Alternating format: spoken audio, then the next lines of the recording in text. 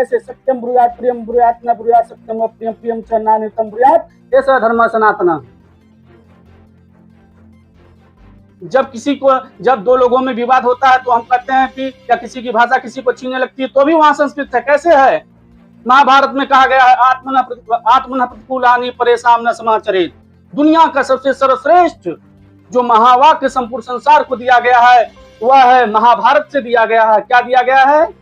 अहिंसा परमो धर्म। अरे संस्कृत तो ऐसी भाषा है जहां पर कहा गया है अयम निजा परोवेत्ति गन्ना लघुचेत सामुदार चरिता नाम तो वसुधैव कुटुंबकम।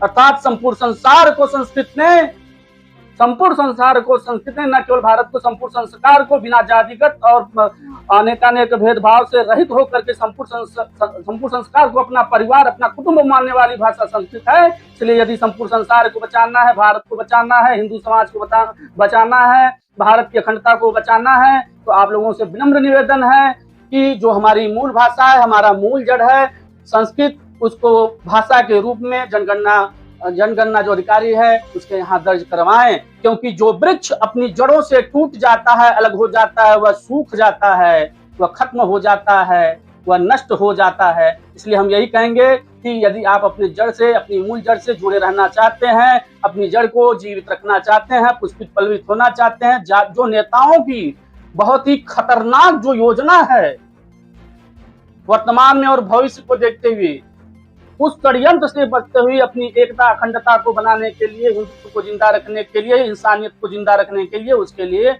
आपको संस्कृत की तरफ लौटना ही होगा।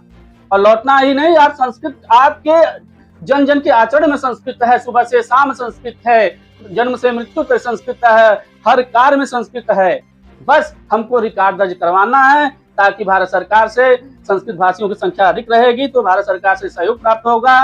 तब जो है संस्कृत भाषा जीवित रहेगी और संस्कृत जीवित रहेगी तो सनातन जीवित रहेगा और सनातन जीवित रहेगा तो भारतीयता जीवित रहेगी और भारतीयता जीवित रहेगी तो संपूर्ण विश्व जीवित रहेगा। क्योंकि संपूर्ण विश्व को वसुधैव कुटुंबकम का नारा भारत ने दिया है, अहिंसा परमो धर्म का नारा भारत ने दिया है और संपूर्ण जो ज्ञान है विश्व का पहला ज्ञान वह संस्कृत ने ही वेदों के रूप में दिया है।